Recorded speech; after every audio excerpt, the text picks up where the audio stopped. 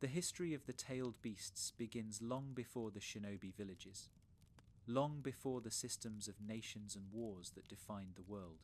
Their story begins with the Sage of Six Paths, Hagoromo Totsuki, the man who stood at the center of the most ancient conflicts and became the source of many of the legends that shaped history.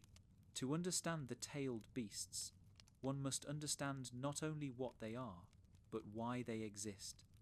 Their creation was not an accident of power or a byproduct of destruction.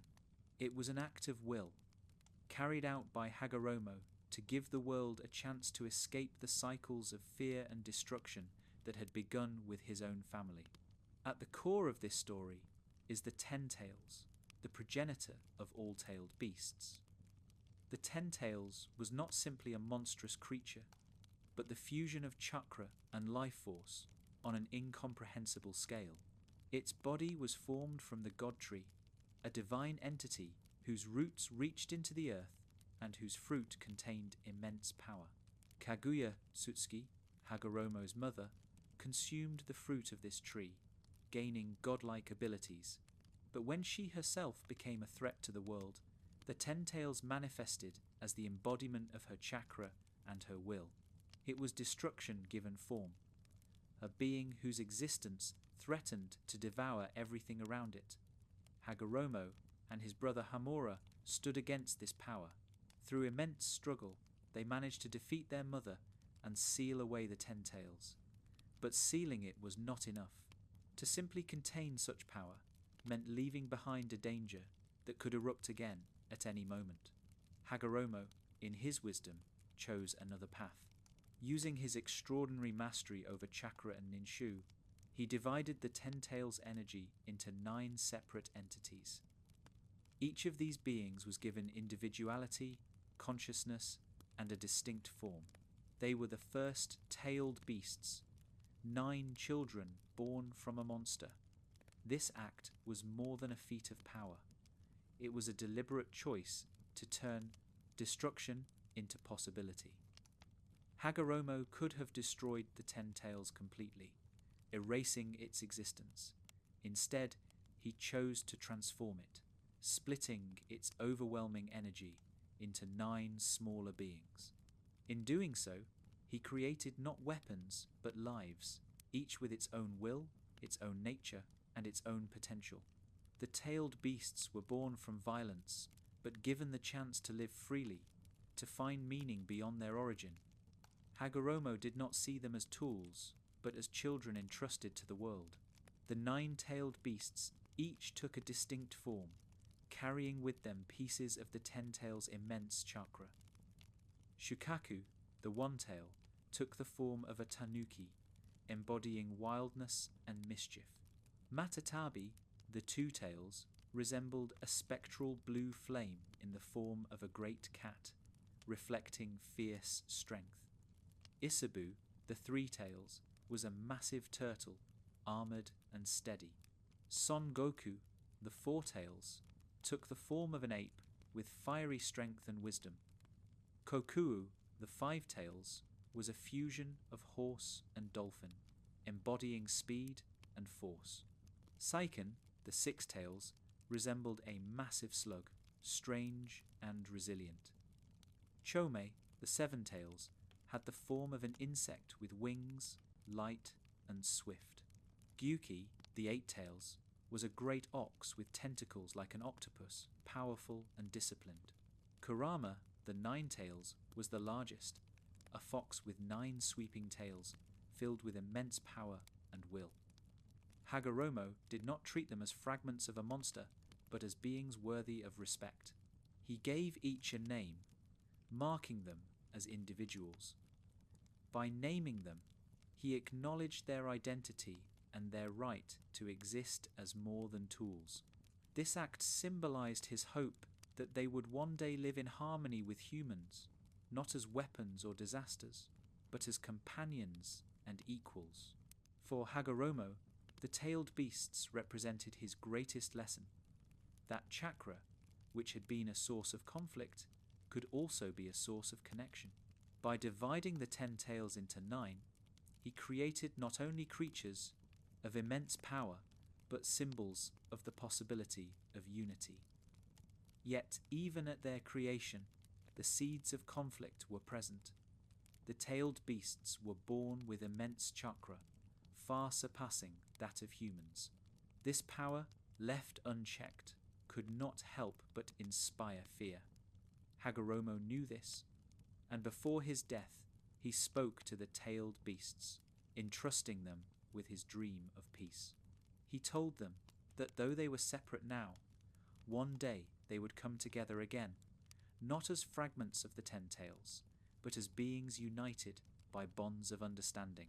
His words planted the vision of a future where their existence would be more than a source of fear, where they might live freely alongside humans without conflict.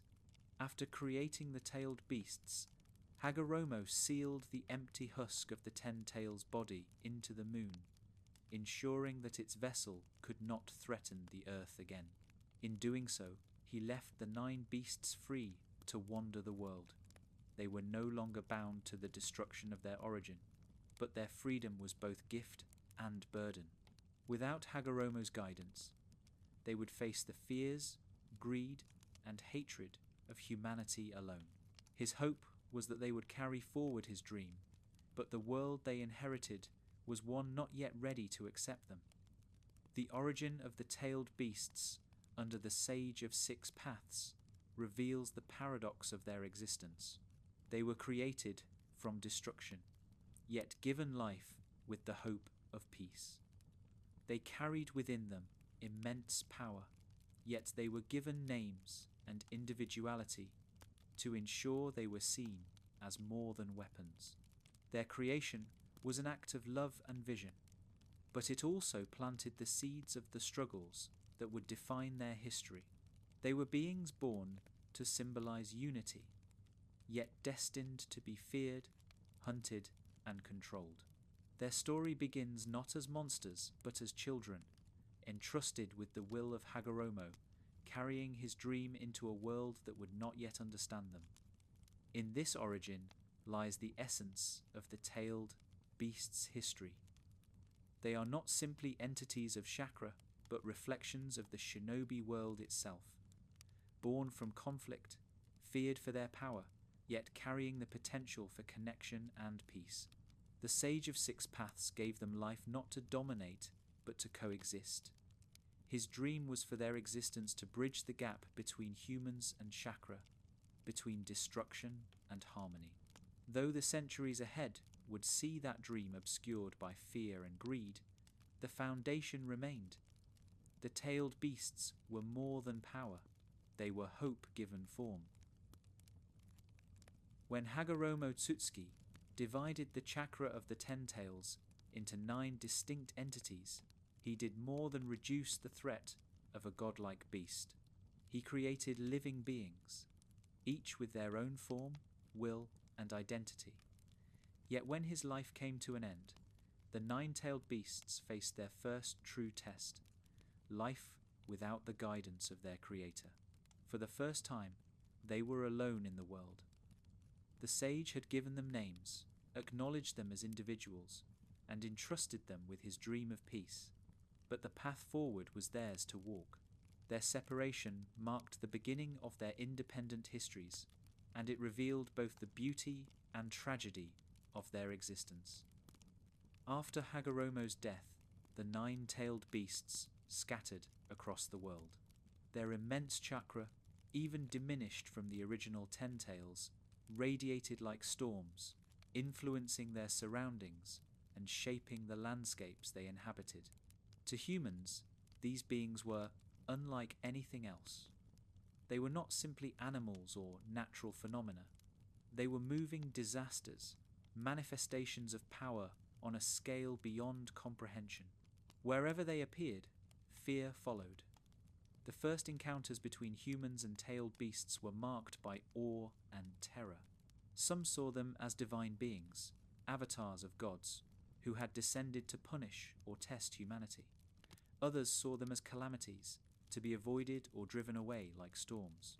Myths began to form around them, tales passed from village to village. The one-tailed Shukaku was seen as a spirit of madness and sand, blamed for tempests in the desert. The two tails Matatabi, a beast of flame, was spoken of as a demon cat that brought fire to villages in the night. The three tails Isobu, lurking in lakes and seas, became the subject of sailors' fears, said to capsize ships with its massive form. Each of the 9 became legends, their appearances shaping the cultures and fears of early humanity. This fear was not baseless. The tailed beasts, though not inherently malevolent, possessed immense chakra and will. They were wild, untamed, and unpredictable. Their presence alone could alter environments. Some rampaged when provoked, others defended themselves with devastating force. They were not yet accustomed to living alongside humans, nor were humans prepared to coexist with them. The result was misunderstanding on both sides. The Sage of Six Paths had dreamed that they would one day live in harmony with mankind. But the world was not ready. Humans saw power and sought either to worship it, destroy it, or one day control it. For the tailed beasts themselves, this first separation was a time of freedom and loneliness. They had been born together, fragments of a single being, and though they were individuals, they carried an unspoken bond to one another. When they scattered, this bond stretched thin. They wandered vast distances, each carving out a space in the world, each learning to exist apart. This separation symbolized the beginning of their individuality, but it also revealed the isolation that would define much of their existence. They were too powerful to be approached, too misunderstood to be accepted, and too independent to remain together. Their loneliness became as much a part of their identity as their chakra. The human fear of the tailed beasts deepened as conflicts grew. Early shinobi, descendants of Hagoromo's teachings of chakra, saw in the beasts both danger and opportunity. To the weak, they were monsters to be avoided. To the ambitious, they were power to be coveted. The myths surrounding them turned into strategies. How to seal them, how to use them, how to treat them as tools. The sage had seen them as children, but the world increasingly saw them as weapons. This shift marked the beginning of a long history in which the tailed beasts would be hunted, captured, and forced into roles they had never chosen. The Ninetails Kurama stood out even in this early era. Its chakra was the most immense, its will the most fierce. It came to embody hatred itself, not because it was inherently evil, but because humans feared it most and projected their darkest emotions onto it. This cycle of fear and hostility shaped Kurama's identity more than any of the others. While beasts like Chōmei or Saiken lived more quietly in isolation, Kurama's presence drew humanity's attention, ensuring that its existence was marked by constant conflict. The sage had spoken to Kurama directly, reminding it that it was more than hatred, more than fear.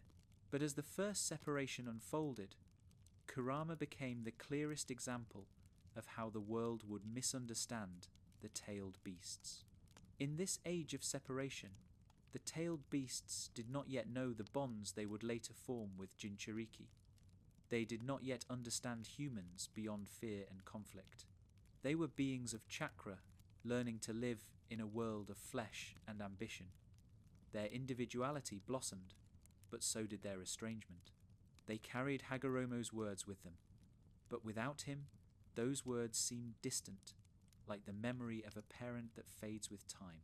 They were free, but their freedom was fragile, easily overshadowed by loneliness and fear. Symbolically, the first separation of the tailed beasts represents the fate of chakra itself. Chakra was given to humanity by the Sage of Six Paths as a means of connection, a way to foster understanding. But in practice, it became a source of division, conflict, and war. The tailed beasts, embodiments of chakra itself, reflected this contradiction. They were meant to be bridges, but they became walls. They were meant to symbolize unity, but they became symbols of fear. Their separation from one another and from humanity revealed how far the world was from realizing the sage's dream. The legacy of this period endured for generations.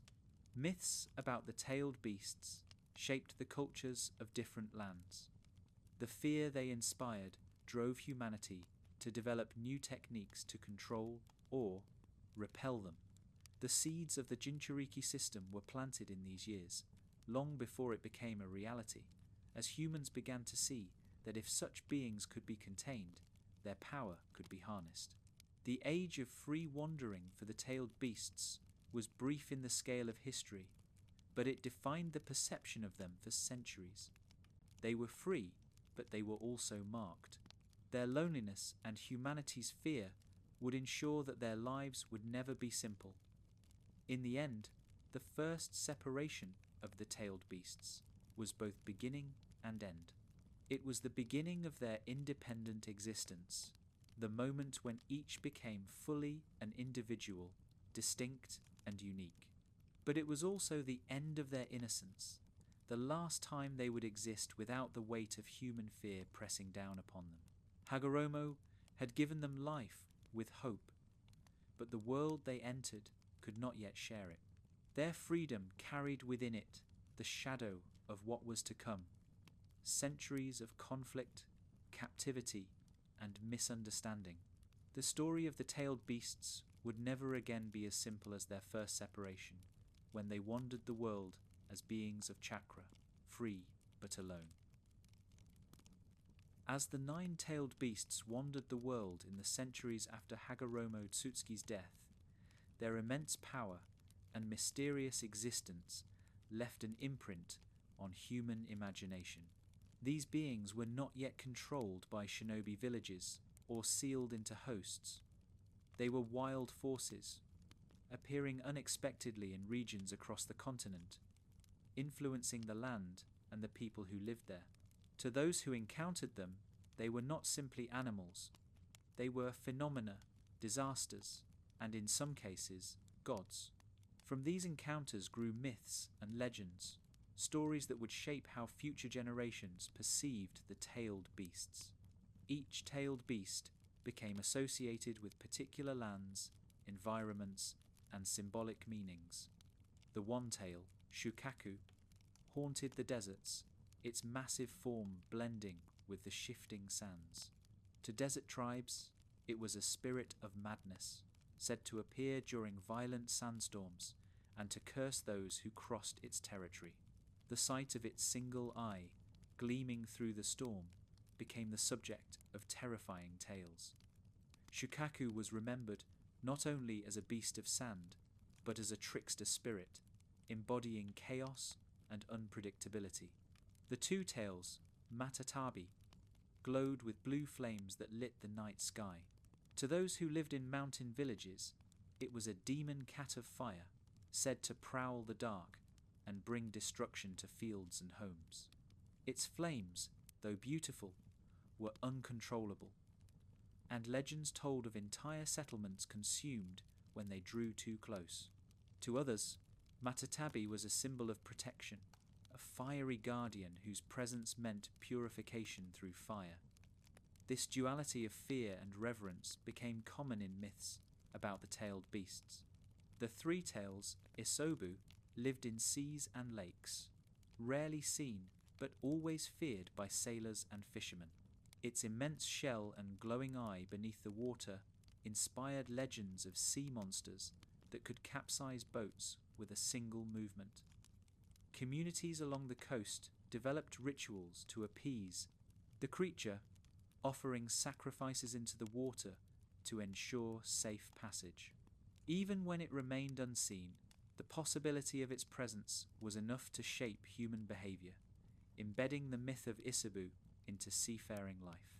The four tails, Son Gokū, was remembered as a fiery ape associated with mountains and lava. To those who witnessed it, Sun was a god of fire and earth, a being whose strength could shake the ground itself. Myths arose that volcanoes erupted at its command, that earthquakes followed in its wake. Some even saw sun as a teacher, attributing early uses of fire release to inspiration from its fiery breath. Whether feared as a destroyer or revered as a divine being, Son Goku became inseparable from the myths of the earth itself. The Five Tails, Kokuō, embodied both speed and power, a strange fusion of horse and dolphin. Myths of this beast often reflected themes of pursuit and freedom. It was said to outrun storms, to break mountains with a single charge, and to vanish into mist before hunters could approach. To nomadic peoples, Kokuō symbolized endurance, the will to travel endlessly and survive in all environments. To others, its great horns and force made it a beast of terror, remembered in stories of villages trampled into ruin. The Six Tails, Saiken, became a subject of unease in the forests and wetlands where it appeared. Its slimy, slug-like body and corrosive chakra inspired tales of poison and sickness. Some villagers associated Saiken with plagues, believing that its presence cursed the land with disease.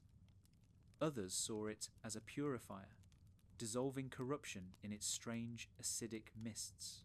Seiken's myths reflected humanity's ambivalence, fear of the unknown mixed with acknowledgement of hidden resilience. The Seven Tails, Chōmei, with its insectoid body and wings, was remembered as a phantom in the skies. To those who glimpsed it, it resembled a great armoured beetle, glowing faintly as it flew. Legends described Chōmei as a messenger of gods, bringing omens of war or famine. Its buzzing wings were said to herald change, whether prosperity or disaster. Because of its rarity, myths about Chōmei often emphasized its fleeting presence, the way it could appear and vanish like a dream. The Eight Tails, Gyūki, left the most enduring impact on myths. With the body of an ox and the tentacles of an octopus, it was both familiar and alien, a fusion of forms that inspired reverence and fear. Villages near the coasts and rivers where it roamed told of Gyūki's ability to churn the seas into storms, to flatten mountains with its massive frame, and to trap enemies with its many tails. Some stories praised Gyūki as a guardian spirit of fishermen, while others cursed it as a monster that dragged men beneath the waves. Its contradictions reflected the complexity of its identity, terrifying in power, yet not inherently cruel. Finally, the Nine Tails, Kurama, became the most feared of all. Its immense chakra and destructive potential ensured that wherever it appeared, devastation followed. Entire towns were said to have been swept away by the sweep of its tails, mountains flattened by its roars. Myths about Kurama portrayed it as the embodiment of hatred itself, a demon fox who thrived on chaos. The stories about Kurama often overshadowed the myths of the other tailed beasts, cementing its place as the most infamous. To many, the Ninetails was not a beast at all, but a calamity in fox form, destined to bring ruin wherever it went. These myths were not merely stories. They shaped the way people approached the tailed beasts, influencing politics, warfare, and culture. Some clans sought to harness their power, driven by the belief that controlling a beast would bring divine favour. Others avoided lands where a tailed beast was rumoured to dwell, treating those areas as cursed. Rituals, festivals, and religious practices emerged in response to sightings, embedding the tailed beasts into the cultural memory of beasts and bee nations. They were no longer simply living beings. They became symbols, legends that guided human behaviour for centuries. Yet these myths also obscured the truth.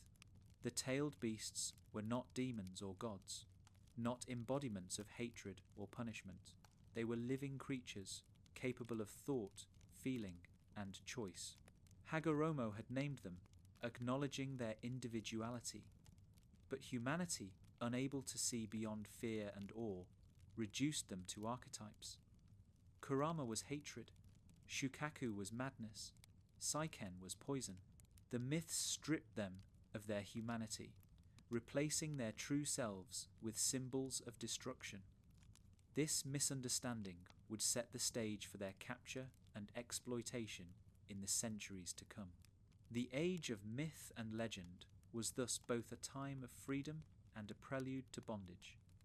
The tailed beasts roamed the world without chains, but they were already imprisoned by the images humanity created around them. They were feared as demons, worshipped as gods, treated as omens of disaster.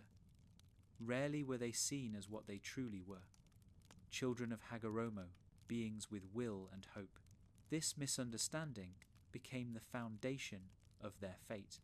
The legends that defined them ensured that when shinobi villages rose, the beasts would be treated not as lives, but as weapons, to be sealed, used, and controlled. In the end, the myths of the tailed beasts reveal as much about humanity as they do about the beasts themselves. They show a world unable to accept power without fearing it, unable to see life without turning it into symbol. They mark the beginning of the long history of misunderstanding that would define the relationship between humans and tailed beasts. The stories of demons and disasters were only the surface. Beneath them lived beings who longed for the recognition Hagoromo had given them at their birth. But until the world learned to see them as more than myths, their existence would remain a tragedy of fear and misunderstanding. The age of myth and legend defined how people viewed the tailed beasts, but it was the rise of organized shinobi villages that transformed those views into systems of control. What had once been seen as living natural disasters or divine omens became, in time, weapons of war. The power of the beasts was too immense to be ignored, and as shinobi clans grew into nations, the tailed beasts were no longer left to wander. They were hunted, captured, and sealed, their lives bound to human ambition. This shift marked one of the darkest turning points in their history, the age when freedom gave way to weaponization. The first Hokage, Hashirama Senju, was the figure most responsible for this transformation. Gifted with wood release, a rare and powerful ability, Hashirama alone possessed the strength to capture and subdue tailed beasts without their destruction. His mastery of chakra allowed him to bind their immense power, making him the first in history to claim control over them on a large scale. With this ability, Hashirama fundamentally altered the balance of power in the shinobi world. What had once been forces beyond human control became tools of strategy, bargaining chips in the fragile order of nations. During the founding era of Konohagakure, Hashirama used his unique strength to capture multiple tailed beasts. His aim was not conquest, but peace. He believed that distributing the beasts among the great nations would prevent any one village from gaining overwhelming dominance. By offering them as symbols of trust and negotiation, he hoped to establish a system of balance, where no single power could risk war without endangering itself. In his vision, the tailed beasts would serve as deterrents, weapons so destructive that their very presence would discourage conflict. Yet Hashirama's idealism was not matched by the reality of human ambition. The other villages did not see the beasts as symbols of balance, but as tools of advantage. Each nation sought to harness the power of its assigned tailed beasts, developing sealing techniques and jinchuriki systems to turn them into weapons for war. What Hashirama had given in the name of peace became instruments of division. The beasts themselves, who had once roamed freely, now found themselves confined within human vessels, reduced to objects of strategy and fear. The sealing of tailed beasts into humans marked the beginning of the Jinchuriki era. The word Jinchuriki, meaning power of human sacrifice, reflected the grim reality of this system. Individuals chosen to host the beasts were often treated as tools, their lives defined not by their own will, but by the monster sealed within them.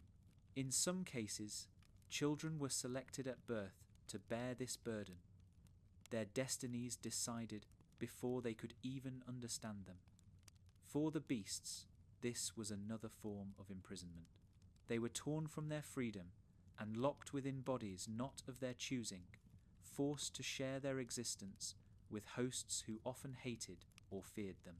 This weaponization deepened the divide between humans and tailed beasts. Instead of building bonds, the system fostered mistrust and hostility. Villages viewed their Jinchuriki as necessary evils, weapons to be deployed but never embraced. The Jinchuriki themselves lived as outcasts, feared by their peers, isolated by their families, and distrusted by the very people they were meant to protect. The beasts inside them felt this hatred and returned it, resenting their captivity and lashing out when given the chance. A cycle of fear reinforced itself. Humans feared the beasts, and the beasts despised humanity for its cruelty. Kurama, the Nine-Tails, became the most notorious of these weapons. Its immense chakra made it the most destructive of all, and villages fought desperately to contain it. Sealed first within Mito Uzumaki, the wife of Hashirama, and later within Kushina Uzumaki, Kurama became a cornerstone of Konoha's power. Yet even in its imprisonment, its presence shaped the course of history, ensuring that the Nine-Tails would remain a central figure in the fate of the shinobi world. Other beasts, distributed among the nations, faced similar fates, sealed into hosts who bore the burden of being weapons disguised as people. The transformation of the tailed beasts into weapons reflected the larger flaws of the shinobi system. The villages claimed to seek peace, yet they pursued it through power. Hashirama's dream of balance through distribution failed because it treated the beasts as objects to be traded rather than lives to be understood. His actions were rooted in kindness and vision, but they became the foundation of centuries of conflict. Instead of preventing war, the possession of tailed beasts became one of its greatest causes, as villages competed to strengthen their military might.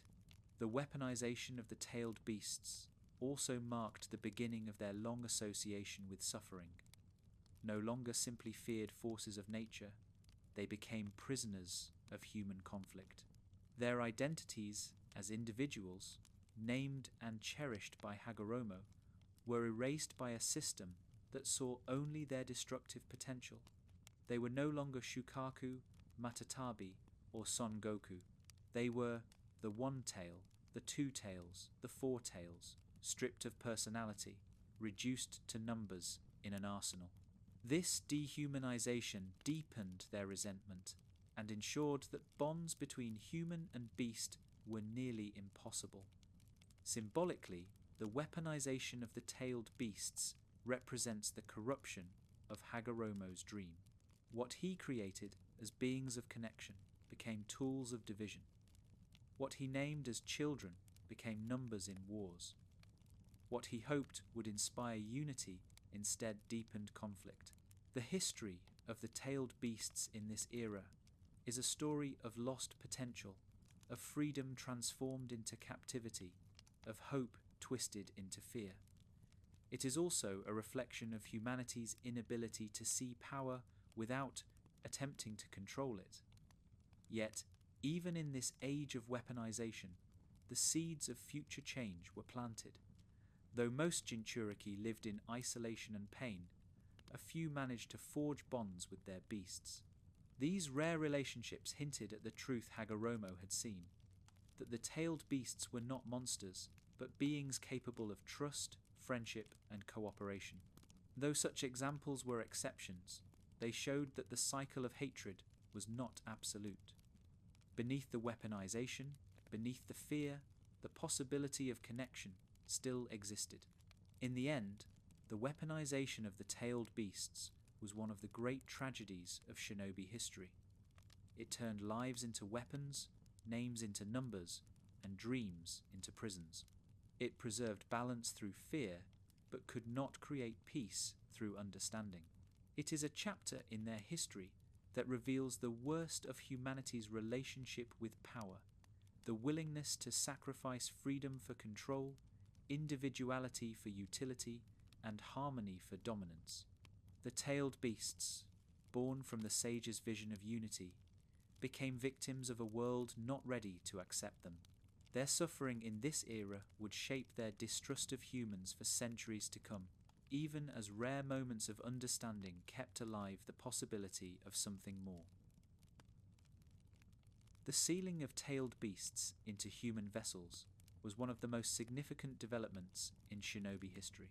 It transformed the relationship between humans and the tailed beasts, creating a system in which living beings were turned into containers of power. The term jinchuriki, meaning power of human sacrifice, reflected the grim truth of this system. Those chosen to bear the burden were not simply shinobi, but weapons, their identities overshadowed by the beasts within them. This system marks the deepening of the weaponization of the tailed beasts and defined the lives of generations to come. The origins of the jinchuriki system can be traced to the founding of the shinobi villages and the efforts to control the beasts distributed among them.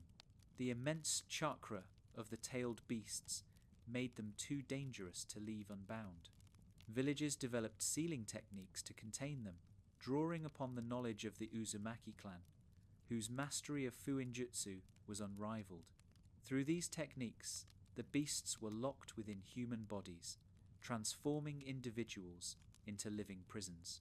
This method allowed villages to stabilize the presence of tailed beasts within their borders, ensuring they could be weaponized at will. The sealing process was brutal. To become a jinchuriki was rarely a matter of choice. Children were often selected, their young bodies considered more adaptable to the strain of containing such power. These children grew up not as individuals, but as hosts, defined by the monster inside them. The presence of a tailed beast isolated them from their peers. Parents feared them, communities distrusted them, and they lived under constant surveillance.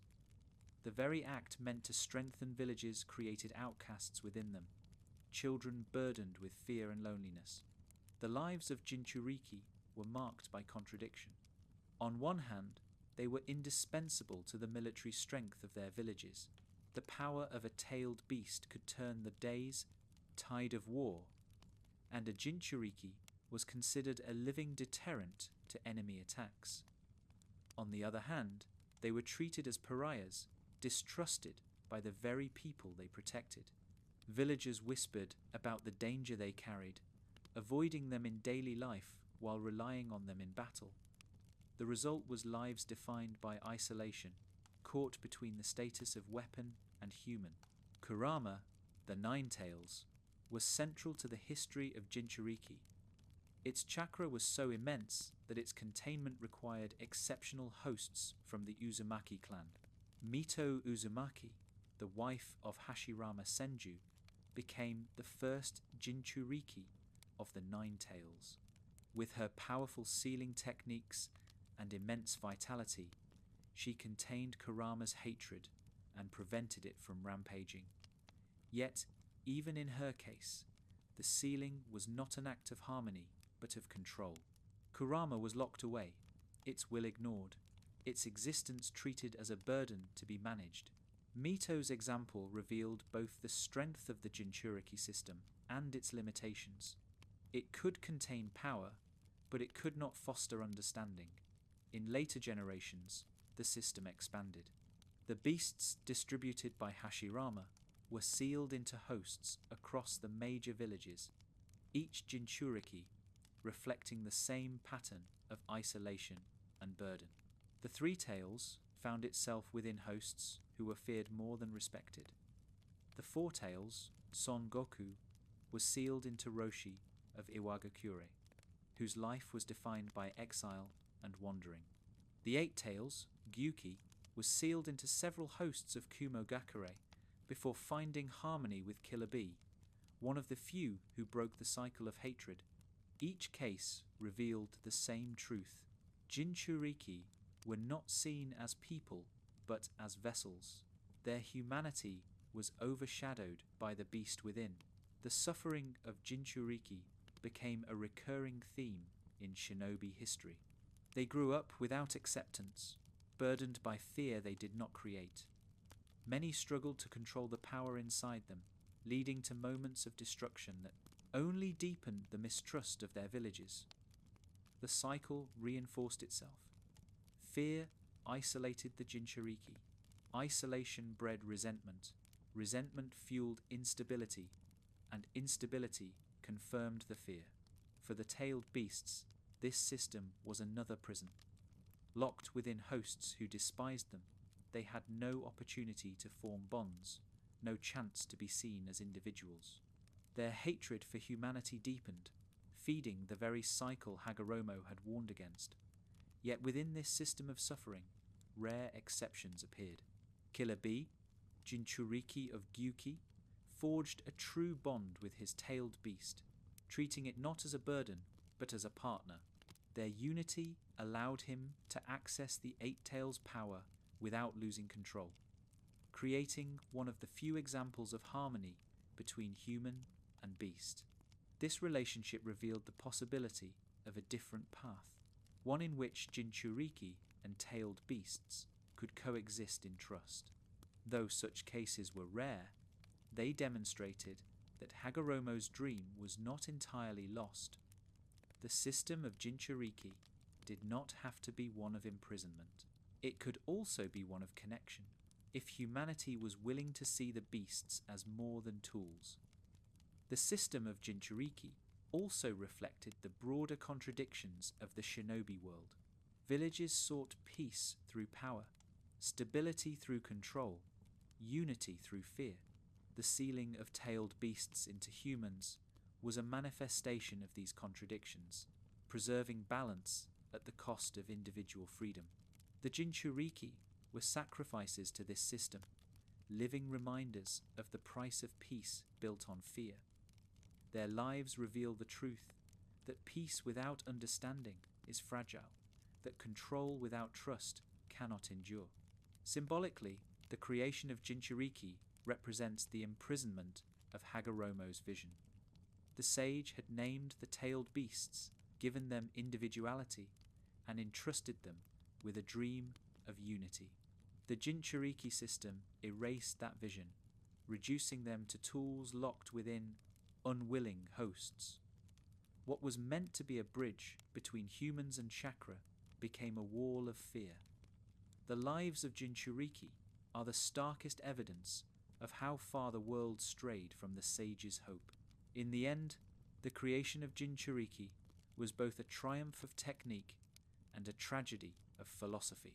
It allowed villages to contain immense power, to preserve balance in the shinobi world, and to wield weapons that shaped history. But it also condemned generations of humans and tailed beasts to lives of suffering, misunderstanding, and isolation.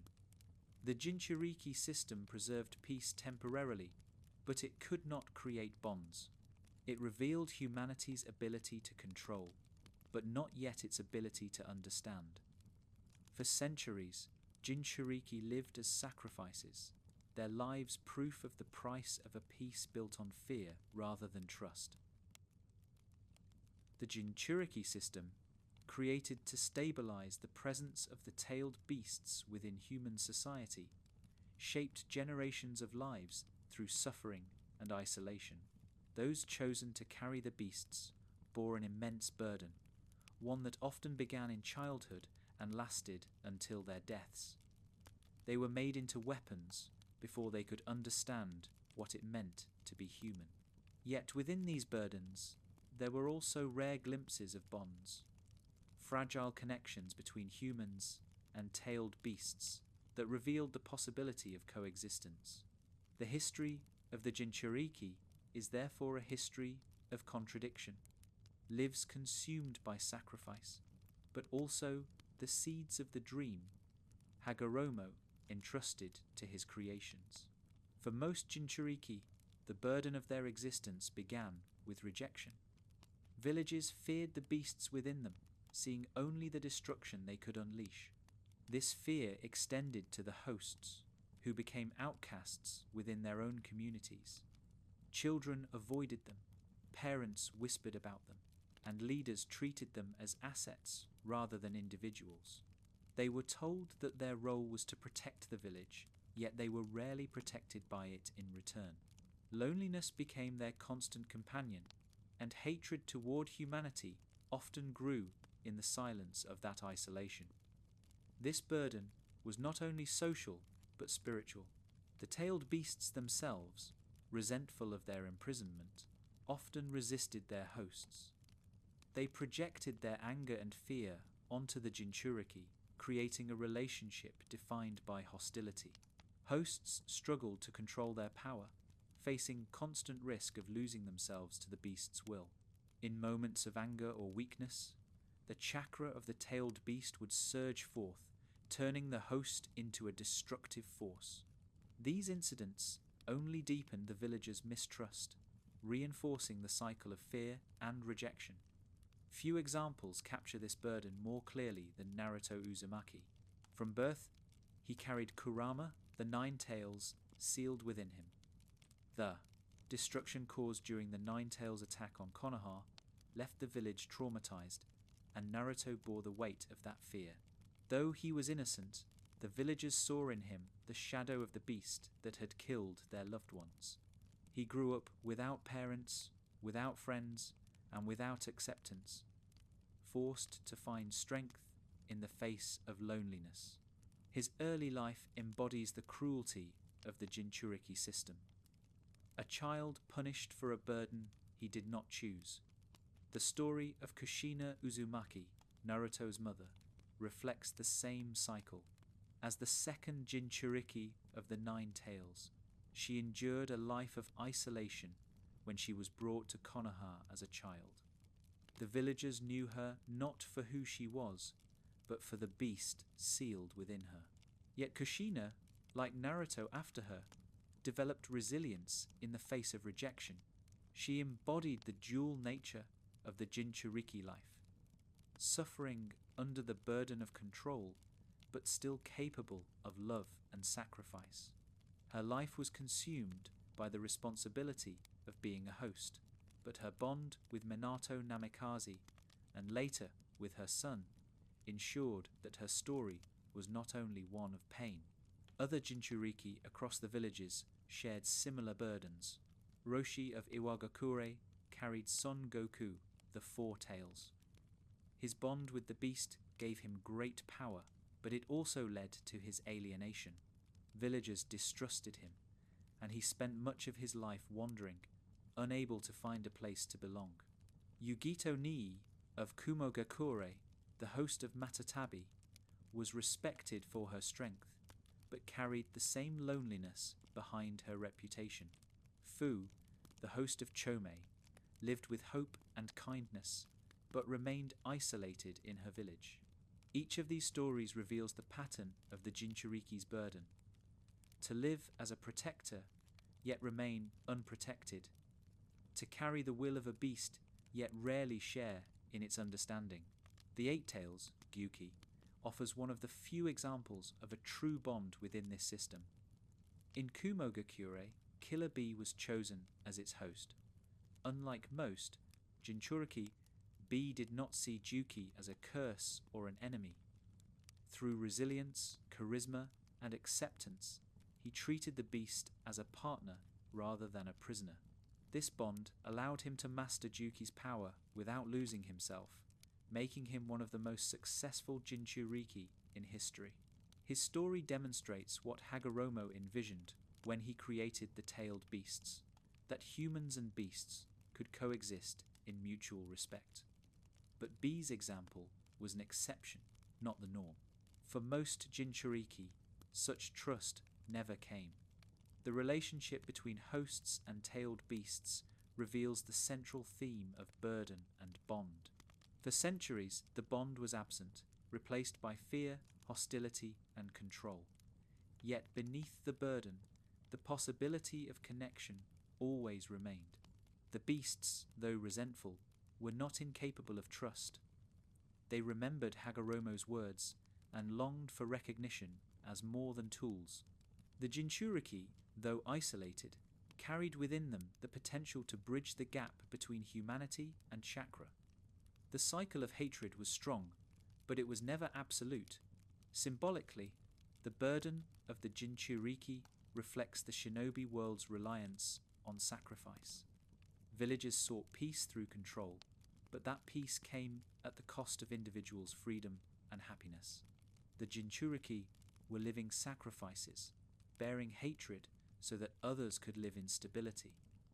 Yet the bonds that occasionally formed reveal the cracks in this system. They show that peace need not be built on sacrifice alone, that understanding could replace fear, and that true strength could emerge from unity rather than isolation. The lives of Jinchuriki are thus central to the story of the tailed beasts. They embody the tragedy of misunderstanding and the possibility of change. They reveal the cruelty of a world that saw life as weapon, but also the resilience of those who carried that burden. For every host who suffered in silence, there was the possibility of a bond that could change everything. And for Naruto Uzumaki, the boy who bore the greatest burden, that bond would become the key to reshaping the entire history of the tailed beasts. In the end, the story of burdens and bonds is the story of humanity's relationship with the tailed beasts.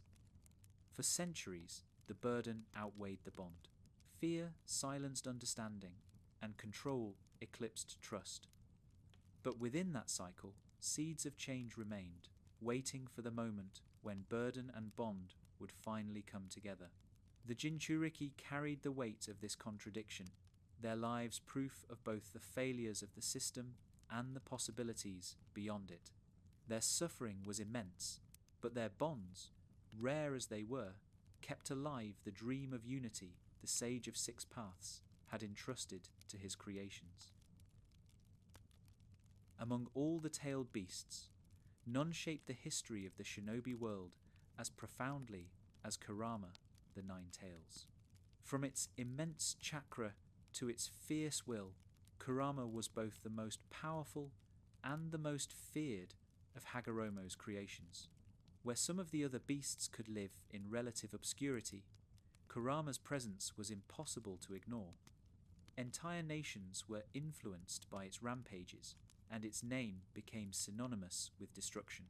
But behind this legacy of fear and hatred lies a deeper story, the history of how misunderstanding and conflict shaped Kurama's identity, and how its relationship with humanity defined the destiny of both. Kurama's immense power ensured that it was never seen as anything but a threat. While other beasts inspired awe or myth, the Nine Tails inspired terror on a scale unmatched by its siblings. When it appeared, villages fell, landscapes were altered, and lives were lost in numbers too great to ignore. Humans came to see Kurama not as a being with individuality, but as a force of hatred incarnate. This perception shaped its legend and, in turn, shaped the way Kurama saw itself. Constantly treated as the embodiment of fear, it responded with anger and hostility, fulfilling the role humans imposed upon it.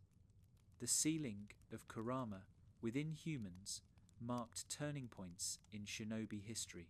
Mito Uzumaki, the wife of Hashirama Senju, became its first host. With her immense sealing ability and strength of will, she succeeded in containing the Nine Tails. Yet this containment was never one of harmony. Kurama was bound, silenced, and stripped of freedom. Mito bore the burden of its presence, but she did not change the cycle of fear that defined Kurama's existence. Her role was to prevent it from wreaking havoc, not to build a relationship with it. For Kurama, this was only another prison, reinforcing the belief that it was nothing more than a monster to be chained. When Kushina Uzumaki succeeded Mito as Kurama's host, the story continued in the same pattern. Kushina carried immense vitality and sealing strength, qualities that made her capable of containing the Nine Tails. But even in her case, the sealing was an act of control, not of connection. Kurama remained locked within, seething with resentment. The villagers of Konoha saw Kushina as a vessel, a human container for their greatest weapon. Her kindness and strength as an individual were overshadowed by the fear of the beast she carried. Kurama, aware of this, deepened its hatred, convinced that humans would never see it as more than a curse. The attack on Konoha during Kushina's childbirth became one of the most defining moments in Kurama's history. Manipulated and unleashed, the Nine Tails rampaged through the village, its power overwhelming even the strongest defenders. Buildings fell, lives were lost, and fear consumed the people. In the end, Minato Namikaze, the fourth Hokage, and Kushina sacrificed their lives to seal Kurama within their newborn son, Naruto Uzumaki. This moment cemented Kurama's legacy as a symbol of destruction, but it also set the stage for the transformation of its identity. Naruto's early life mirrored the pattern of misunderstanding that had always defined Kurama's existence. The boy was ostracized by his village, shunned because of the beast within him. The villagers did not see Naruto as a child, but as the shadow of the Nine Tails. This rejection fed Kurama's hatred, as it once again saw humans treating its existence as a curse. Locked inside Naruto, it whispered resentment, waiting for moments of anger and despair to emerge. For years, their relationship was defined by hostility, Naruto struggling against the beast that sought to consume him, and Kurama raging against the prison it had been forced into once again. Kurama's hatred was not inherent. It was the product of centuries of fear, rejection, and imprisonment. Named by Hagoromo, it had been born with individuality, with the potential for trust and connection. But every interaction with humanity reinforced the belief that it was only a monster. Humans feared its power, hated its presence, and sought only to control it. In return, Kurama came to embody that hatred, lashing out in violence whenever it could. This cycle of mistrust defined its identity for generations, making it the clearest symbol of the rift between humans and tailed beasts.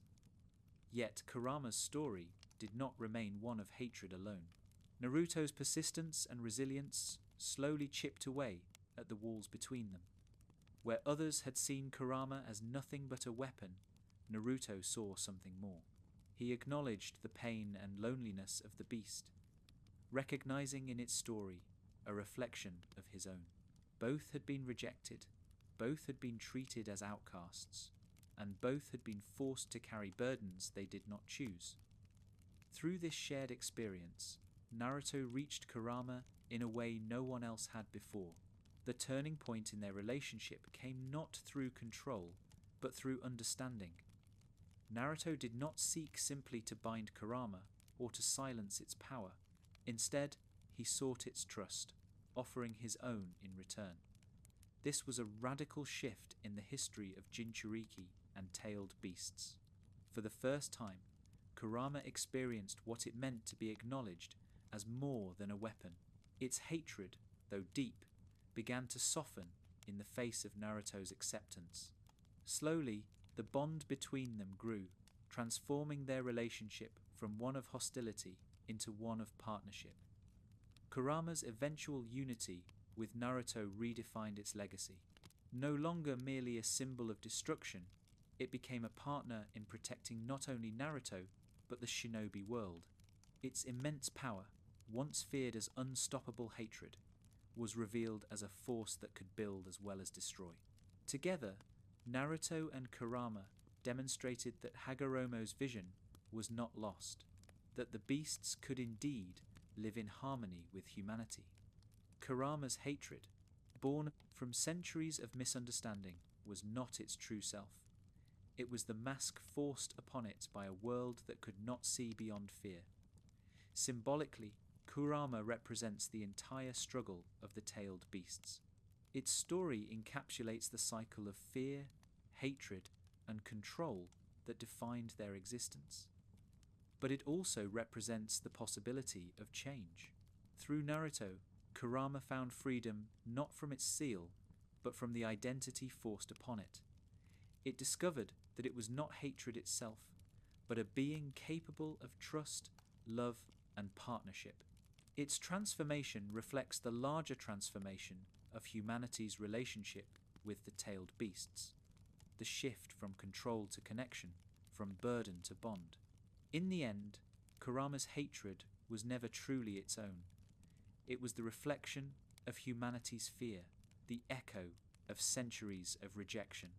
By breaking this cycle, Naruto not only freed himself, but freed Kurama from the role it had been forced to play. The Nine Tails, once the most feared and hated of all, became the clearest proof that Hagoromo's dream could be realized. Kurama's story, more than any other, reveals that the tailed beasts were never monsters.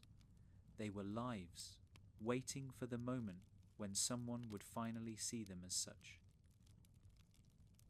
The Akatsuki's pursuit of the tailed beasts marked one of the most defining periods in their history.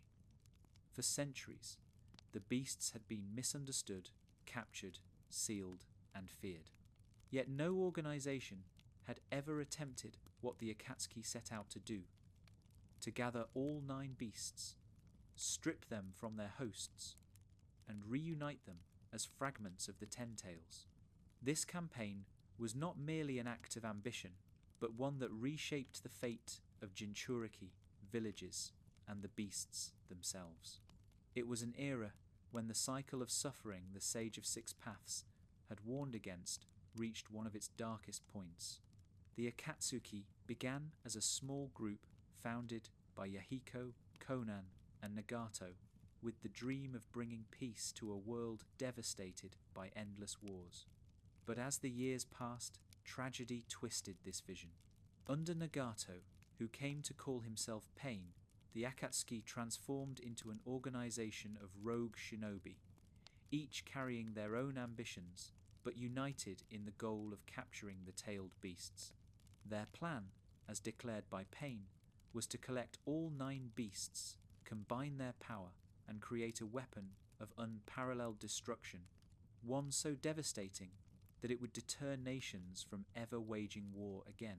To Nagato, this was the only way to achieve peace, through fear strong enough to silence conflict. The process of capturing the tailed beasts was systematic and merciless. The Akatsuki's members were selected for their extraordinary strength, and each pair was assigned to track, battle, and capture Jinchuriki across the world.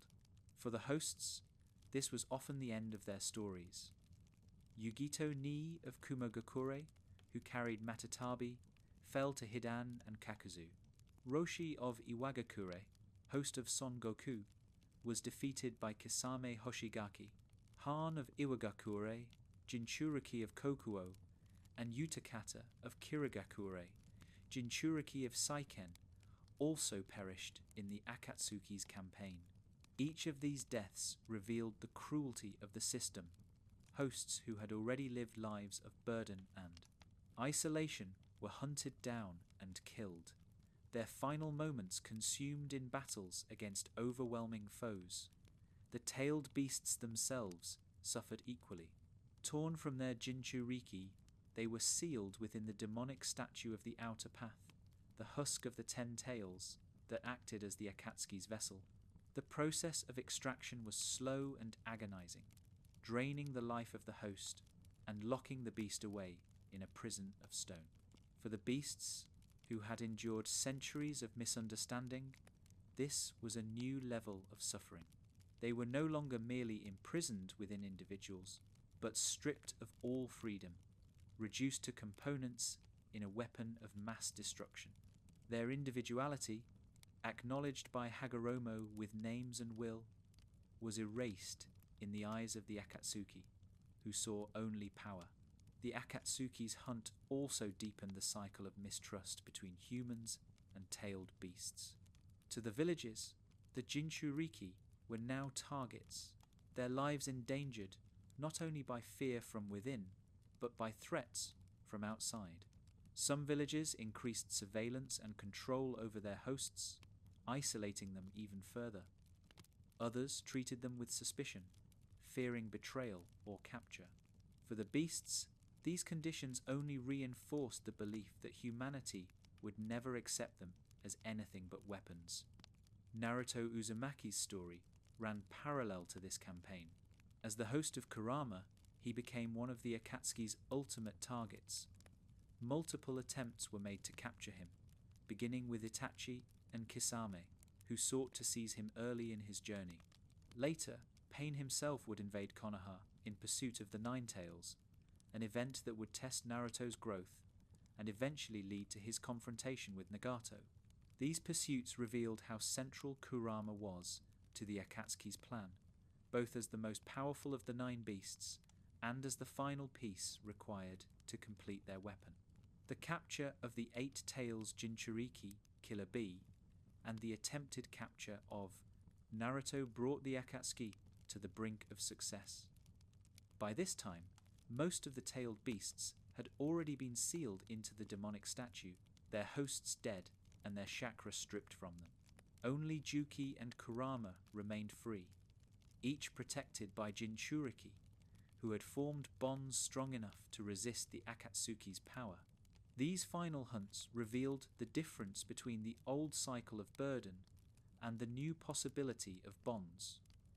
Naruto and Bee were not isolated or hated by their beasts. They had forged partnerships that allowed them to resist together, proving that the sage's dream had not been entirely lost. The Akatsuki's plan ultimately failed, but its consequences were immense. The suffering of the Jinchuriki and the capture of the beasts accelerated the return of the Ten Tails, setting the stage for the Fourth Great Ninja War. In this way, the hunt was not an end, but a transition. It marked the culmination of centuries of fear and control, reducing the beasts once more to fragments of a single monster. But it also set the stage for their eventual liberation, for through their suffering, bonds were forged that would finally reveal the truth of their nature. Symbolically, the Akatsuki's hunt represents humanity's deepest failure in its relationship with the tailed beasts. It was not enough to imprison them within hosts, not enough to reduce them to numbers or weapons. The Akatsuki sought to erase their individuality entirely, to strip them of their names, and return them to a state of mindless destruction. Their campaign was the ultimate expression of fear and control, to annihilate individuality in the name of peace. Yet the resilience of the beasts and the bonds formed with Jinchuriki, like Naruto and Bee, ensured that this goal would not succeed. In the end, the Akatsuki's hunt for the tailed beasts was one of the darkest chapters in shinobi history. It claimed the lives of Jinchuriki, who had already endured isolation. It imprisoned the beasts in a prison without identity, and it brought the world to the edge of catastrophe. But it also revealed the truth that could not be silenced, that the tailed beasts were more than power, more than weapons, more than tools. They were individuals, capable of bonds that could endure even the most merciless hunts. The Akatsuki sought to turn them into fragments of destruction, but in resisting, the beasts and their hosts laid the foundation for the unity that would follow. The Fourth Great Ninja War was the crucible in which the story of the tailed beasts reached its most dangerous turning point. For centuries, the beasts had been scattered sealed, and misunderstood, their power used to maintain fragile balances of fear between villages. The Akatsuki's hunt had brought them together in captivity, sealed into the demonic statue of the outer path. But in war, their fates converged once again, as forces sought not only to wield them, but to undo the very act of Hagoromo Sutsuki, to reunite the nine into the monstrous form of the 10 Tails. The 10 Tails had once been the origin of all their power. The being Hagoromo had defeated and divided. To restore it was to erase their individuality, to undo the act that had given them life and identity. For the tailed beasts, the war was not only about survival, it was about whether they would continue to exist as themselves or be consumed once more into the body of the monster they had been born from. Their freedom, their names, and their will were all at stake in the war that engulfed the shinobi world. The first step toward this reunion was the use of the demonic statue, which had served as the vessel for the chakra of the captured beasts.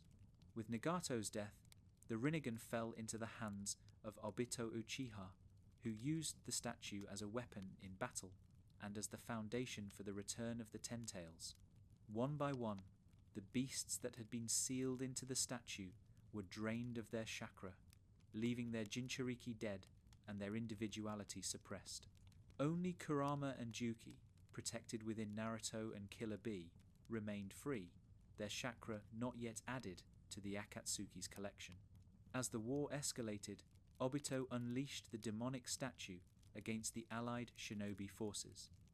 Its form was incomplete, a husk filled with partial chakra, but its power was devastating nonetheless. The statue's attacks demonstrated the danger of reassembling the 10 Tails, even before its full resurrection. The shinobi world recognized that if the remaining beasts were captured, the cycle of fear would culminate in disaster. The survival of Naruto and Bee became not only a matter of protecting 2 Jinchuriki, but a matter of protecting the individuality of the tailed beasts themselves. Despite these efforts, the plan of the Akatsuki advanced. Obito succeeded in reviving the 10 Tails, though its form was unstable at first, incomplete without the full chakra of all 9 beasts. Even in this imperfect state, it dwarfed the power of anything the shinobi world had seen since the time of Hagoromo. Its presence on the battlefield was overwhelming, a reminder of the destructive force that had once threatened to consume the world. The tailed beasts, once individuals, were now fragments again, their power pulled together into a single monstrous entity.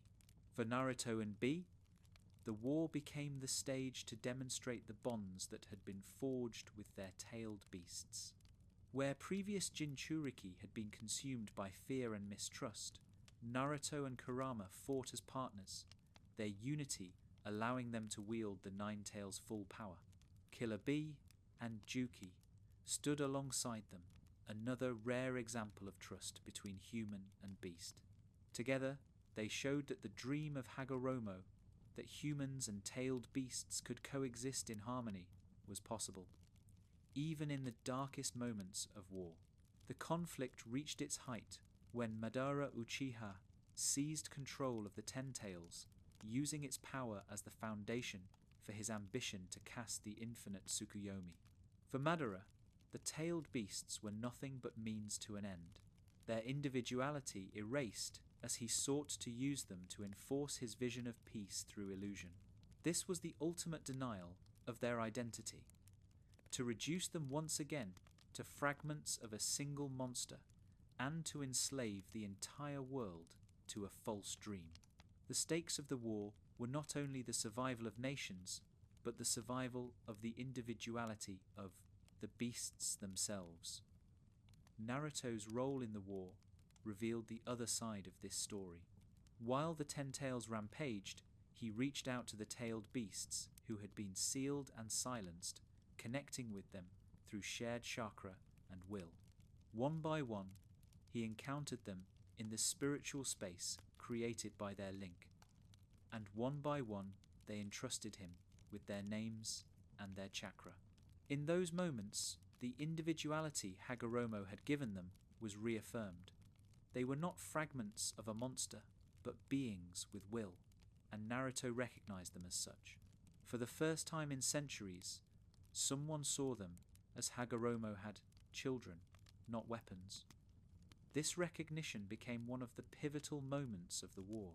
By accepting their names, by acknowledging their identities, Naruto gave the tailed beasts something they had been denied since the sage's time.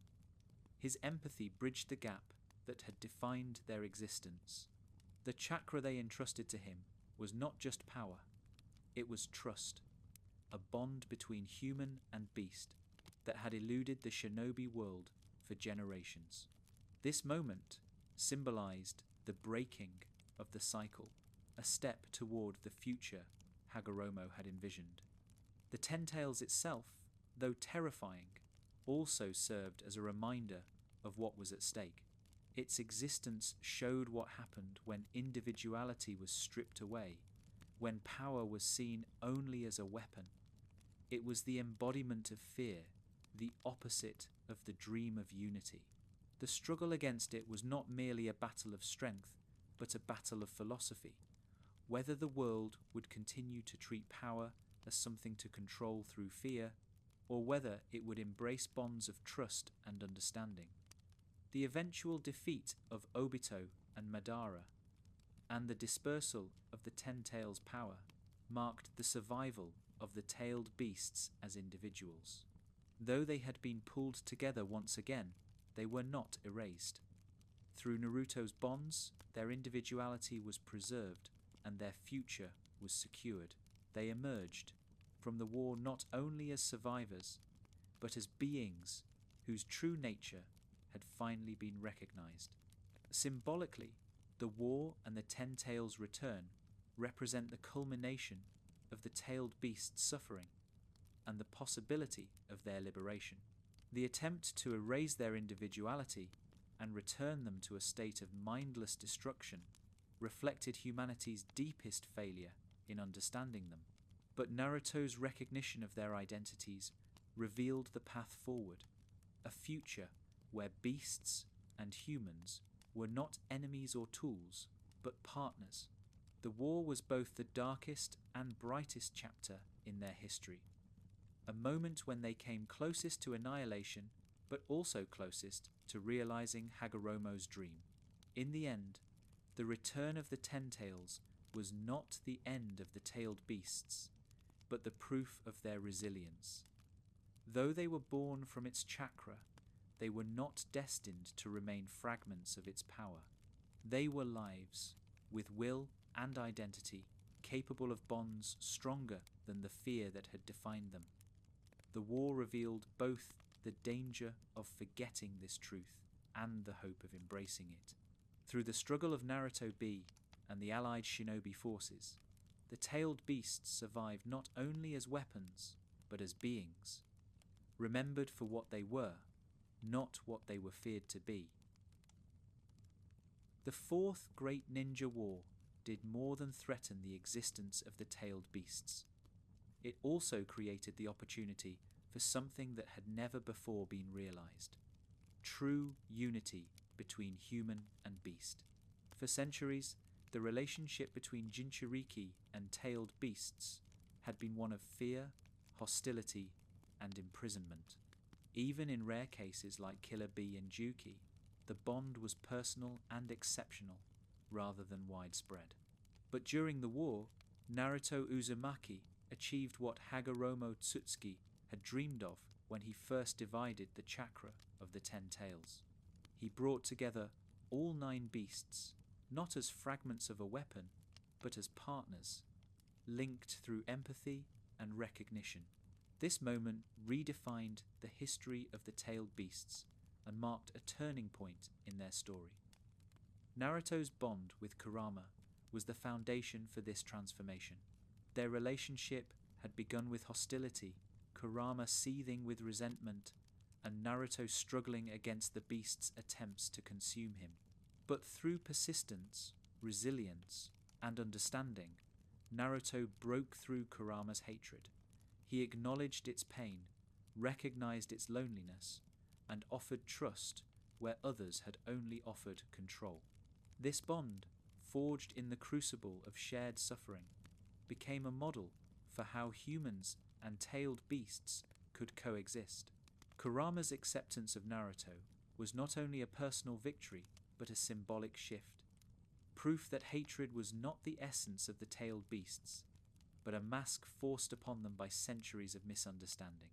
The war expanded this bond beyond Naruto and Kurama. When Obito attempted to reassemble the Ten Tails, the chakra of the other beasts was drawn into the conflict. Through his connection with Kurama and his role as a Jinchuriki, Naruto was able to reach them within the shared space of chakra and spirit. One by one, he encountered the other tailed beasts, Shukaku, Matatabi, Isobu, Son Goku, Kokuō, Saiken, Chōmei, and Gyūki, not as weapons or enemies, but as individuals. In these moments, he listened, acknowledged, and accepted them. For the first time since Hagoromo, someone saw them not as fragments of power, but as lives with names and wills. Names held particular significance in this encounter. Hagoromo had given each beast a name to affirm their individuality, but for centuries, humans had reduced them to numbers: the one tail, the two tails, the 9 tails. To call them by their true names was to restore their humanity, to recognize that they were more than tools. Naruto did this instinctively, honoring the identity Hagoromo had entrusted to them. This simple act carried profound weight. It told the beasts that they were seen, not as weapons, but as beings deserving respect. In return, they entrusted him with their chakra, not as prisoners submitting to control, but as partners offering their strength. This exchange of trust was the true unity Hagoromo had envisioned. The sage had told the beasts that one day a person would come who would connect them, not through chains or seals, but through bonds of understanding. In Naruto, that vision was realized. The beasts recognized in him the qualities that could break the cycle of fear, empathy, resilience, and an unwavering refusal to see others as monsters. His life mirrored their own, rejected, isolated, misunderstood, and in his story they saw hope for their own. By entrusting him with their chakra, they were not only giving him strength for battle, they were affirming the dream of unity that had defined their creation. The significance of this unity extended beyond the battlefield. For the first time in history, all 9 beasts were connected to one another through a human who acknowledged their individuality. This was not the forced fusion of the 10 tails, but a bond of choice built on mutual trust. It was proof that they could exist together without erasing their identities, that their power could be shared without consuming them. Symbolically, this moment marked the culmination of their long struggle for recognition. From myths that painted them as monsters to systems that imprisoned them as weapons, they had been denied their true selves. Through Naruto, their names and wills were restored. Kurama's transformation within this unity was especially profound. Once the embodiment of hatred in the eyes of humanity, it became the clearest example of how bonds could change identity. Fighting alongside Naruto, Kurama used its immense chakra not to destroy villages, but to protect them. It revealed its true nature, not as hatred itself, but as a being capable of loyalty, trust, and even pride in the bond it had formed. Its story reflected the larger story of the tailed beasts, misunderstood, feared, and imprisoned, but ultimately capable of connection. The trust of the tailed beasts also changed Naruto. By accepting their chakra, he became more than the Jinchuriki of the 9 tails. He became a bridge between all 9, carrying their will and power together. This role reflected the essence of his journey as a character: to unite where others divided, to connect where others isolated, to see humanity where others saw monsters. In him, the beasts saw not a jailer but a partner, not a vessel but a friend. This unity redefined the meaning of Jinchuriki, transforming it from a symbol of sacrifice into a symbol of connection. Symbolically, the unity of Naruto and the tailed beasts represents the fulfillment of Hagoromo's dream. It showed that the cycle of hatred was not inevitable, that fear could be replaced with trust, and that even beings born from the Ten Tails could find peace. It was the answer to centuries of misunderstanding, the moment when the beast's individuality was not only preserved, but celebrated. For Naruto, it was the culmination of his bond with Kurama, and the expansion of that bond to all nine. For the beasts, it was the first time they were truly seen as what they were meant to be: lives, not weapons. In the end, Naruto and the beasts' unity was not only a turning point in the war, but a turning point in history. It marked the end of their isolation, the breaking of their chains, and the restoration of their names. It proved that the Jinchuriki system, built on sacrifice and fear, could give way to something greater. It showed that humans and tailed beasts could coexist in partnership, not in conflict. The war had brought them to the brink of annihilation, but in that moment of unity, they found a future beyond hatred. As the Fourth Great Ninja War reached its height, the struggle over the tailed beasts became inseparable from the fate of the world itself. They had been pursued, captured, and drained of chakra, their individuality threatened by the reformation of the Ten Tails. Yet through Naruto Uzumaki's bonds, their names and wills were preserved. In the midst of this conflict, the presence of Hagoromo Tsutsui returned, bringing the story of the tailed beasts full circle. The man who had created them, who had entrusted them with the dream of unity, appeared once more, and with him came the release that would define their future. The appearance of Hagoromo was not merely a vision or a legend remembered. Through his connection to Naruto and Sasuke, the Sage of Six Paths manifested in the spiritual realm, bridging the past and present. In Naruto, he saw the fulfillment of the dream he had left with the beasts centuries earlier. He had given them names to affirm their individuality, told them they would one day reunite, not as fragments of destruction, but as partners bound by understanding. When he encountered Naruto, he recognized that this promise had been realized. For the first time since his own life, the tailed beasts were seen as beings rather than weapons. In this moment, Hagoromo entrusted Naruto and Sasuke with his own power. To Naruto, he gave the strength of his body, connecting him to the chakra of all nine beasts. To Sasuke, he gave the power of his eyes, the spiritual force needed to confront the threats that still loomed. Through this act, Hagoromo not only gave them the strength to face Madara and Kaguya, but also confirmed the trust he had once placed in the beasts themselves.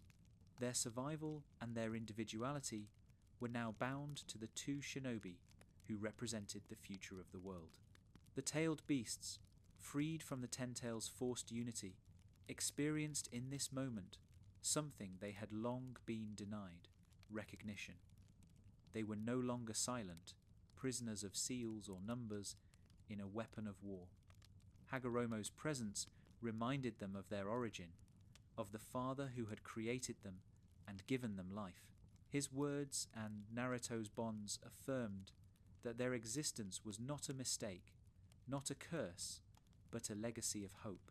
Their release from imprisonment symbolized the breaking of the cycle of hatred that had defined their history. The battle that followed confirmed the significance of their release.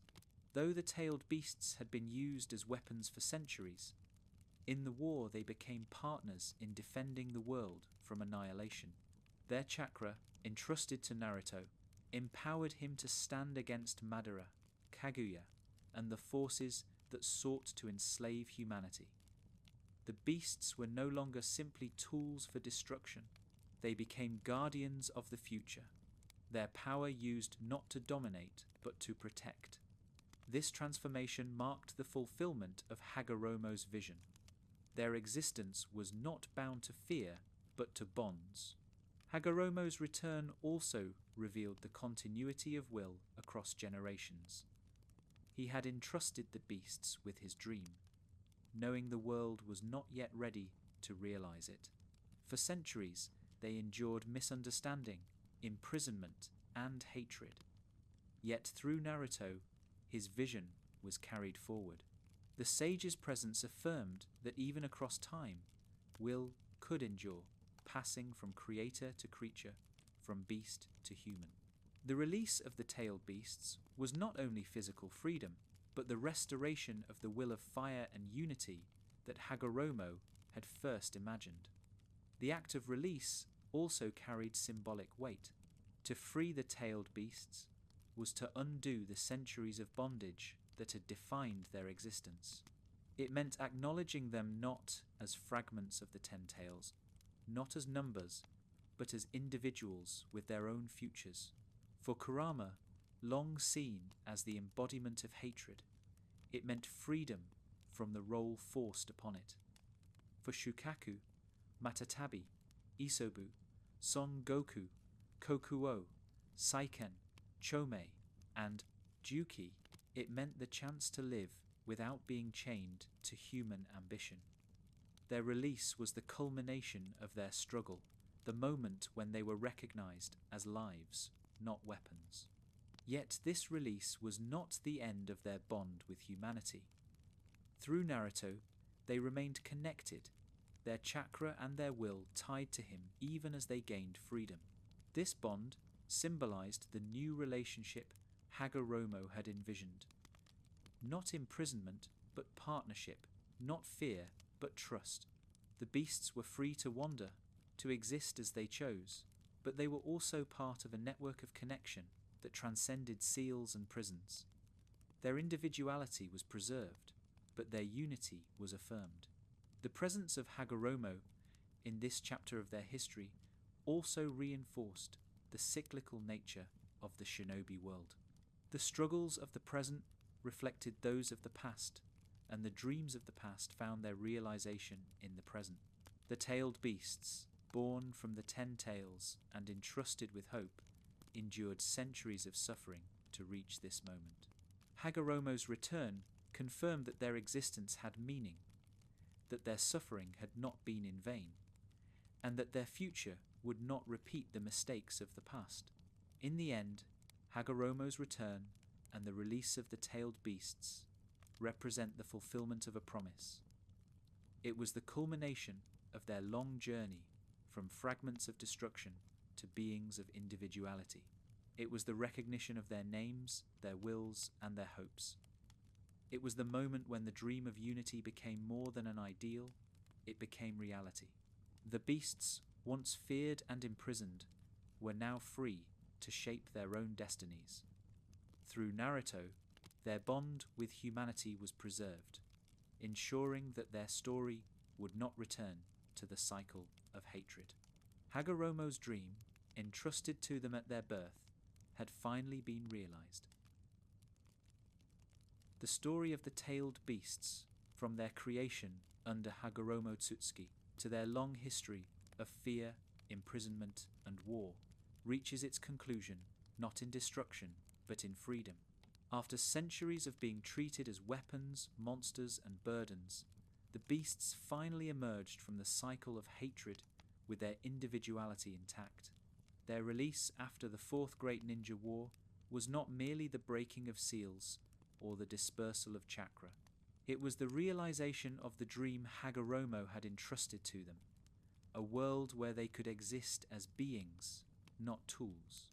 Their legacy, written in suffering and resilience, became one of hope for the future of the shinobi world. For most of their existence, freedom had been denied to them, From the moment they scattered after Hagoromo's death, they had been misunderstood as natural disasters, feared as demons, or bound within the bodies of unwilling hosts. Their individuality had been erased, their names forgotten, their wills ignored. The system of Jinchuriki had reduced them to numbers, sacrificing the lives of hosts and beasts alike in the name of stability. The Akatsuki's hunt had stripped them even further, dragging them into the demonic statue, draining their chakra, and attempting to erase them into the form of the 10 tails once more.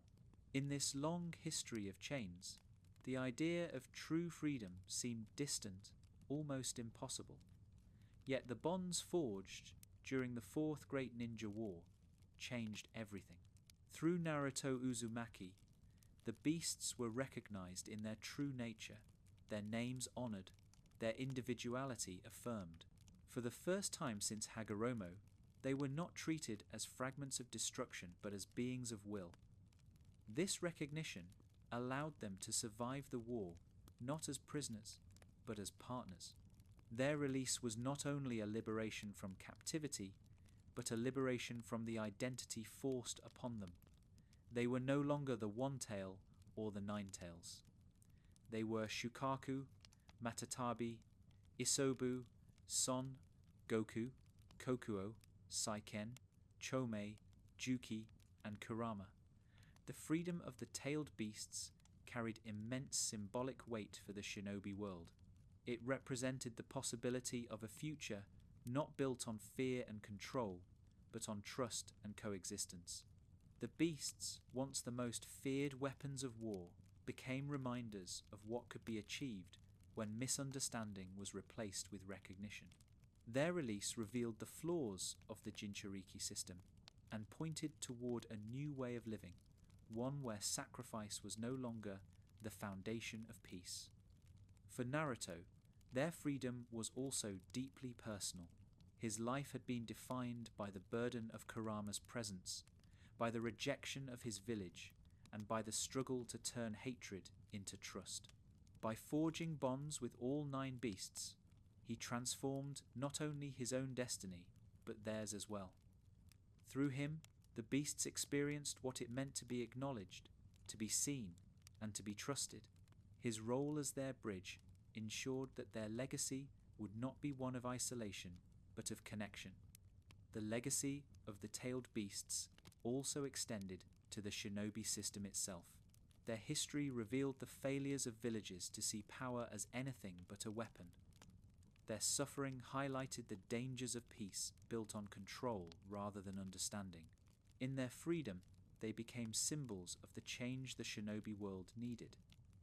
That true stability comes not from sealing away fear, but from confronting it with compassion. Their existence reminded humanity that bonds, not chains, are the foundation of peace. Kurama's journey is perhaps the clearest expression of this legacy. Once seen as the embodiment of hatred, the 9 tails became the clearest proof that hatred was not the essence of the tailed beasts, but the reflection of how they were treated. Through Naruto, Kurama found trust, partnership, and even pride in its bond. Its story showed that even centuries of misunderstanding could be undone, that identity could be reclaimed, and that freedom could transform even the most feared into a protector. Kurama's legacy, intertwined with Naruto's, became a testament to the resilience of the tailed beasts as a whole. Hagoromo's words at their creation echo in their legacy. He told them that though they were separate, one day they would come together again, not as fragments of the 10 tails, but as beings united by bonds.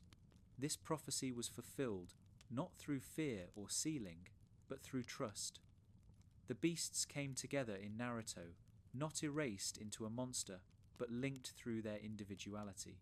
Their freedom after the war was the final step in this promise.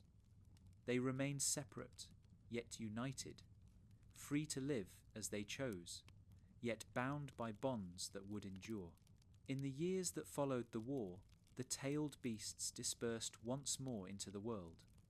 But this time, their separation was not exile or loneliness. It was freedom. They were no longer hunted as weapons or locked within unwilling hosts. They could roam where they pleased, explore the world, and exist without chains. Their bond with Naruto remained, ensuring that they were never truly alone, but their independence was preserved. This balance of unity and freedom reflected the dream Hagoromo had entrusted to them. Individuality affirmed, bonds preserved, and peace achieved not through fear, but through understanding. The legacy of the tailed beasts is therefore not only their survival, but their transformation. They began as fragments of the Ten Tails, misunderstood and feared. They endured centuries of imprisonment, weaponization, and hatred. Yet through resilience and bonds, they emerged as symbols of peace and unity. Their story reflects the central theme of the shinobi world, that cycles of hatred can be broken, that bonds can overcome fear, and that even the most feared beings can find recognition. In the end, the freedom of the tailed beasts was not only their liberation, but humanity's. By acknowledging their individuality, the shinobi world took a step toward breaking its own cycle of fear and war. The beasts, once symbols of destruction, became symbols of hope. Their legacy is not written in the battles they fought or the power they wielded, but in the bonds they forged and the freedom they won. Through them, the world learned that peace built on chains is fragile, but peace built on trust can endure. The story of the tailed beasts closes not with their erasure, but with their names intact, their wills preserved, and their freedom secured. They are no longer fragments of the Ten Tails, no longer numbers in an arsenal, no longer monsters in human eyes. They are Shukaku, Matatabi, Isobu, Son Gokū, Kokuō, Saiken, Chōmei, Gyūki, and Kurama, beings who endured hatred but left behind a legacy of hope. Their freedom is their triumph, and their legacy is the dream of Hagoromo finally fulfilled.